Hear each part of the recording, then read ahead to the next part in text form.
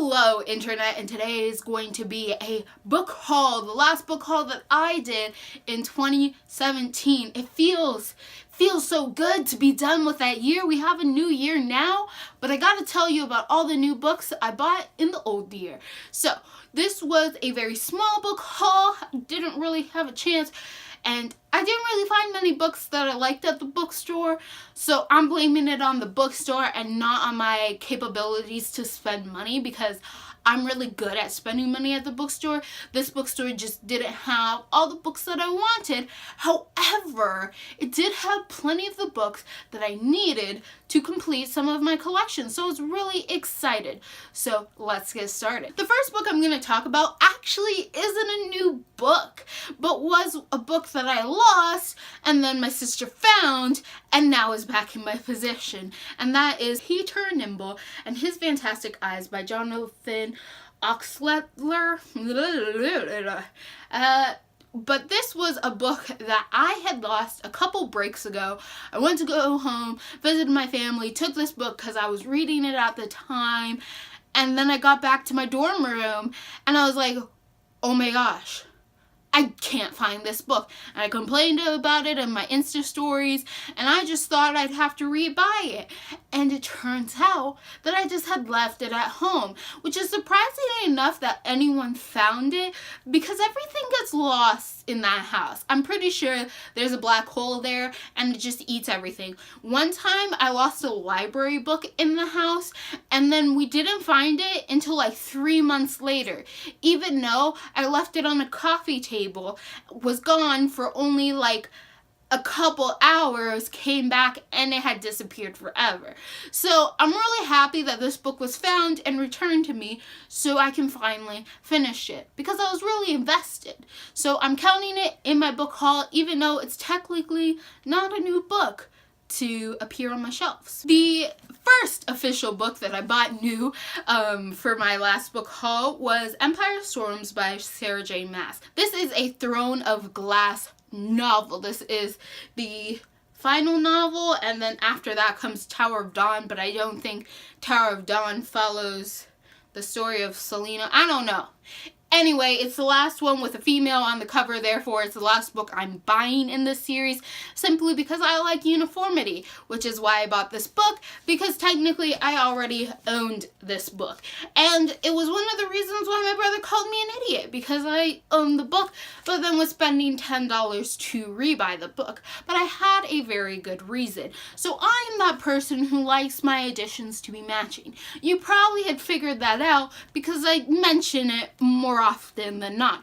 So all of my Throne of Glass are all in these paperback editions, right? So I didn't know at the time. I forgot I was getting back into buying books, and I had bought this one when it was new. So I didn't check to see whether or not I was getting the hardcover or paperback, because I just assumed it was the paperback.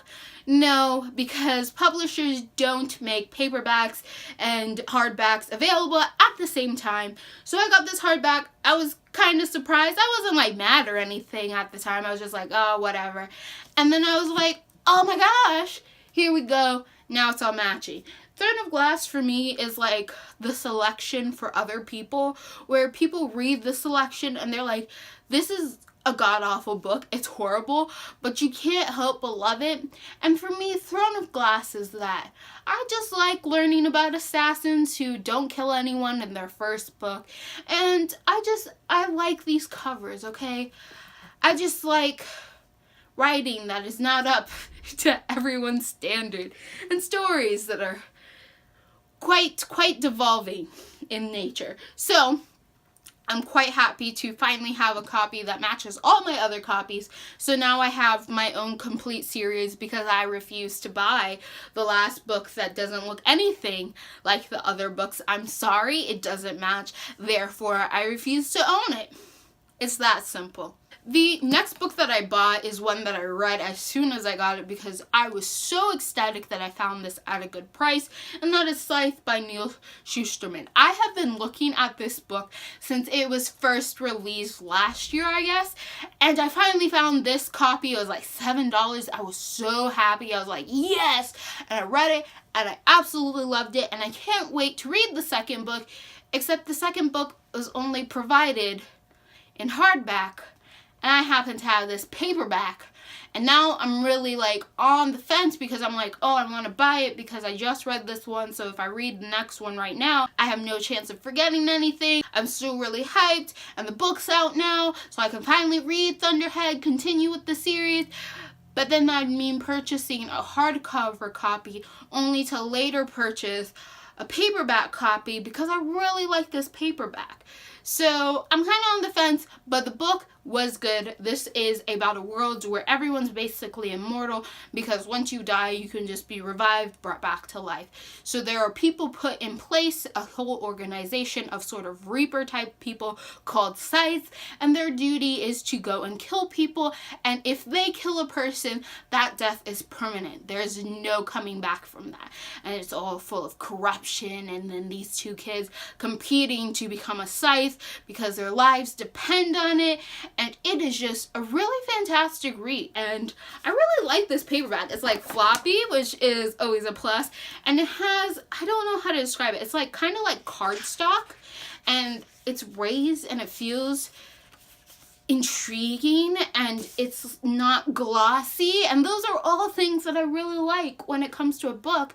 So I really want the second book in paperback as well, because these paperbacks are just so nice, okay? They're just so nice, and I like them. So the next book that I bought is Where the Mountain Meets the Moon by Grace Lin.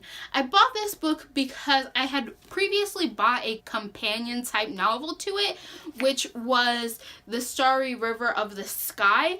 And when I had picked this up, I was unaware that there was this book, and that they were somehow connected, so I never got the chance to read this because I was too scared that it was the second book in a series. But then I was like, no, it's not the second book, it's probably unrelated, maybe they're in the same universe. I was unsure, and you know me, I'm pretty bad at figuring out whether or not I'm purchasing the second or the first or the third. I just prefer they have numbers if it matters what order you read books in. So I found this, I was like, I'm definitely buying it so that I can read this one, then read this one, and hopefully I didn't mess anything up by reading them in that order. And hopefully that helps me out and I'm no longer confused. So that's the main reason I bought this. I'm not quite sure what it's about, but as far as I'm aware, both books have a heavy depth in Chinese culture and folklore, and I don't know that much about folklore and when it comes to the Chinese people. I know some, but I love learning in the form of novels, so I'm hoping that these teach me something that I didn't know about a culture that I haven't learned much about. So next book that I bought was Brittany Was Here by Frederick Bachman. This I bought simply because it says Frederick Bachman, and I have a whole collection of books by Frederick Bachman. Like, as soon as I see his name, I pick up the book and I buy it. Because I read A Man Calls Uva, and I loved that book, and I just realized Frederick Bachman was the perfect sort of contemporary writer for me. Because it feels like real people. He always makes all of his characters feel so real that you could have swore you met these people on the street, and I never get bored with any of the things that he writes. And I usually don't gravitate towards contemporary because I want to escape from the world, not live in the world that I live in. So I usually don't. But with him, it's just so great. It's such great writing that I can't help it. So I don't know what this book is about. I assume it's about a woman called Brittany. That is all. But I love his writing, so I'm sure I'm going to love this book. It's as simple as that. The next book that I bought is The Inexplicable Logic of My Life by Benjamin Alhier Sians. And this was one that I was originally intending to buy in paperback, but because it was only $5, I bought it in hardback. And I'm not quite sure what this is about. It's by the same man who wrote Aristotle and Dante Discover the Secrets of the Universe, a book that I truly enjoyed. I did not fall into the booktube hype that happened a little before I got involved in booktube, so I got to see his writing without like booktube goggles on my face that just overhype a book until you read a book and you're like, well, it wasn't what I was expecting because I was expecting something more amazing.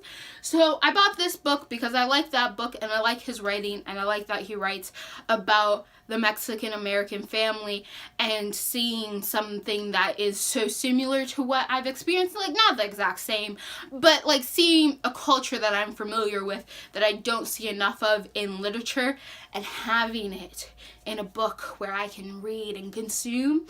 So again, no idea what this is about. Probably about teenagers, probably gonna have some angst in it. He tends to be an angstish writer, but I'm sure I'll probably enjoy it. So there's that. And the last book that I bought is a book that I was searching for because I just needed to know how the story ends and I needed to learn more about this topic. And that is Boxers by Jen Lu Yang, and this is the companion to Saints by the same author, and it is a graphic novel. So if you can see that there, this is a two-sided story, one about the Boxers and one about the Saints. This covers a little about the historical revolution that happened in China, the Boxer Revolution, when a bunch of Christians came in and Chinese traditionals rose up against them because they did not like this foreign religion coming in and basically crapping all over their traditions and upsetting the balance that they had in their country. So this covers the side of the Chinese traditionalists, where the first book covered the side of a Chinese girl who had become a Christian. This one is a lot thicker and I was really surprised by that. So I want to read this. I want to see more about this part of history I never really considered, and I'm interested to see why this book is so much thicker than the first book. Also, a little note of something that kind of bothers me, even though it shouldn't. So I want to mention this because it's slightly irritating to me. So if you look on the back of the books, you can see it. Their faces make the one face, and you see two sides of a people or of like one era in time. We're gonna see both perspectives, and that's cool and all. And I love that graphic. I love that imagery. Now, why couldn't it do that on the spines? Like, her head is smaller than his, and it doesn't perfectly align. And this is the part that people are gonna see, because no fool has their books looking like this on their shelves, right? Right? That's not how people put books on their shelves. So I don't know why this couldn't line up, and that's just something that slightly irritates me. But what can you do? So if you liked what I bought and want to comment about the books that I buy, do so. And if you have read any of these books and you have any thoughts about them and what you think I will enjoy more than what I wouldn't enjoy, then comment also. That doesn't make any sense. If you have seen any of these books and you want to comment down below of what your thoughts were on any of the books that I've added to my collection, feel free to do so. If you like what you're seeing here and you want to see more, click all those buttons down below, and goodbye, Internet.